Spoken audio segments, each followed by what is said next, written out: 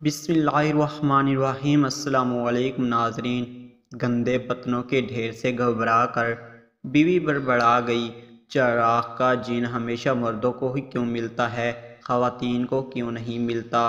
काश आज मेरे पास भी कोई जिन होता तो मेरा भी हाथ बटा देता। बीवी की ये मासूम ख्वाहिशात सुनकर एक बहुत बड़ा जिन ज़ाहिर हुआ और बोला, कवानीन के मुताबिक एक ख़वातीन को एक वक्त में एक ही जिन मिल सकता है।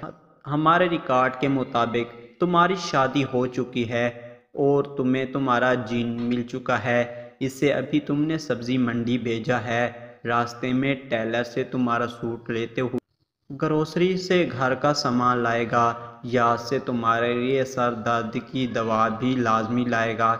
इसके बाद वो अपने काम काज पर जाएगा और आते आते शाम को तुम्हारे लिए तुम्हारी पसंद की आइसक्रीम भी ले आएगा।